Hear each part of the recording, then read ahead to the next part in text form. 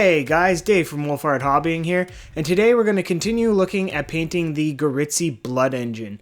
In this video, we're going to take a look at painting all of his other metallic pieces that are all over his body, such as his sword right here, as well as he's got these metal spikes or pins and these vents, all these mechanical doodads all over his body. So we're going to take a look at painting those.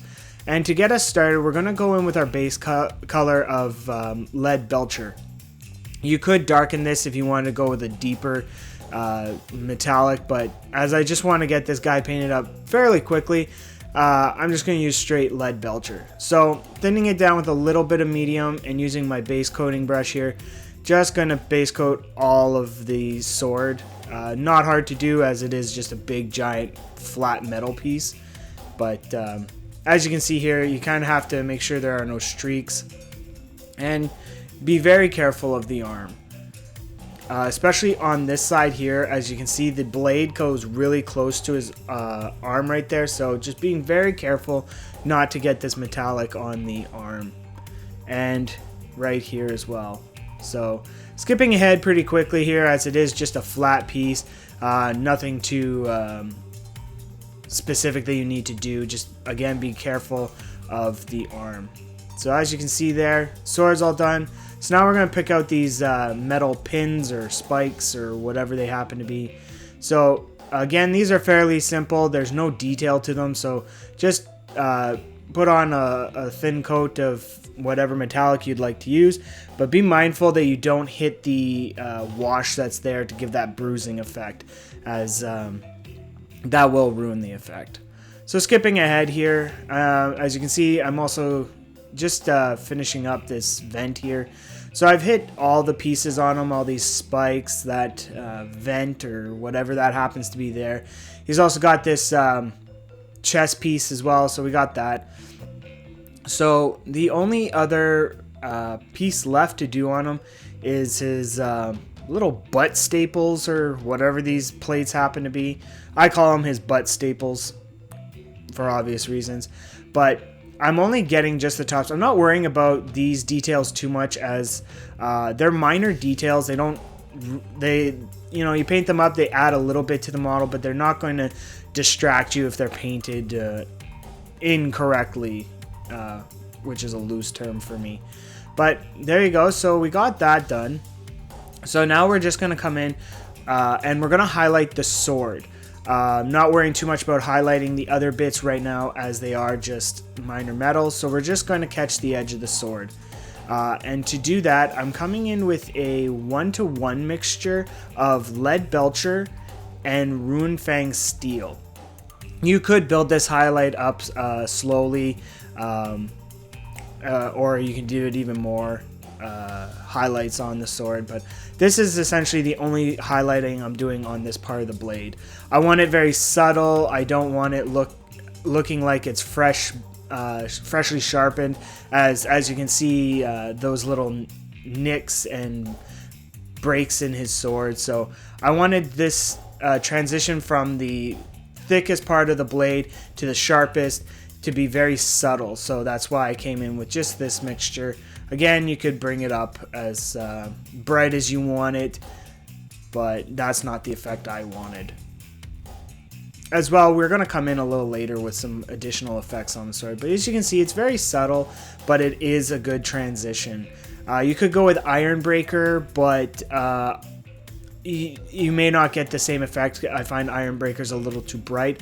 You could have done a 1-to-1 mixture of Lead Belcher and Ironbreaker as well, and again build up that highlight. But that's essentially all I want to do for that highlight there. So with it dry, we're going to come in and he's got all those gashes and nicks in his sword, so we're gonna essentially darken these, and to do that I'm gonna come in with again another 1-to-1 mixture of Lead Belcher and Abaddon Black. You could do this with a wash, but it would tint the overall look of the metal, and I didn't want that effect, as it may ruin the transition from the sharp edge of the steel to the thicker part of the sword. So with our smallest detail brush, just being very careful. I'm just going to fill in these little lines and these little nicks. It could give it a little bit of a cartoony feel, but for tabletop, I find it looks really, really great.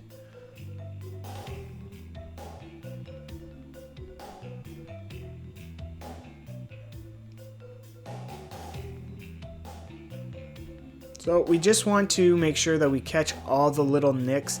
I'm not worrying about too many of the small scratches that happen to be on the sword. It's more the deeper breaks or cracks or nicks that I'm worrying about here. You could fill all of them in if you wanted to, but again, for time purposes, I really just want to get this guy on the table as he's pretty menacing looking, and so I want to get to playing with him. So as you can see here, it adds that little bit of depth. Again, you could do a wash, but I don't think I'd like the effect on my model. But the wash would have saved a lot of time in the painting process here. But again, it's all personal preference, so do what you want. You don't have to follow me. Just filling all these nicks in here at the back, because you want the overall effect. And then again, right in there, you can get all those nicks as well, and it looks pretty cool afterwards, I find. You know, it gives it a lot more depth, and looks really good from far away. The camera doesn't really show it too much. But now we're going to come in and we're going to highlight all these breaks just to give it a little bit more depth. So with straight Runefang steel here, I'm going to come in and we're just going to hit the bottom parts of the cracks.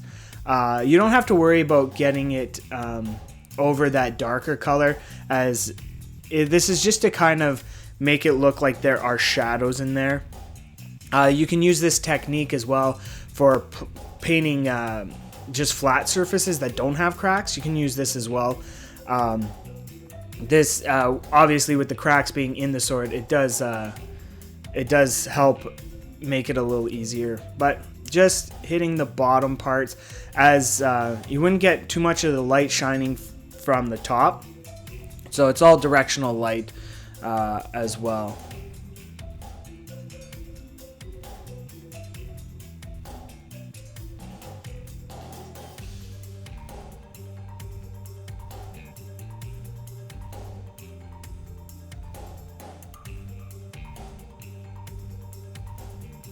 Now with that done, we're going to give just an edge highlight here on the very edge of the blade.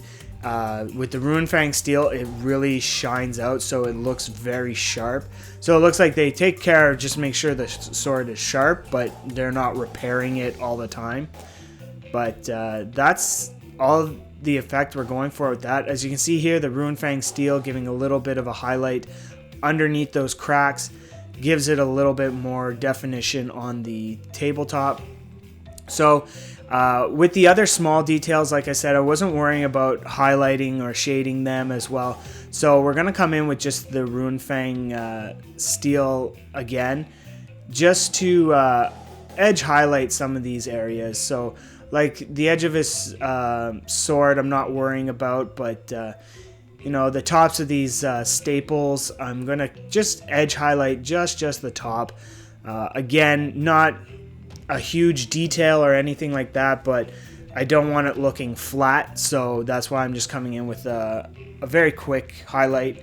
You could build these up, but it would be a waste of time, I think, if you just want to get these guys on the tabletop and looking nice on tabletop. So again, just edge highlighting this little vent here, and then these spikes just hitting the edges as well. But that's pretty much it, guys. You could take that highlighting as far as you want. You know, it's again personal preference how detailed you want to get on these big guys. Usually I try and get fairly detailed on the bigger guys, but again, just want to get some bat reps done with these guys. So thanks guys for watching.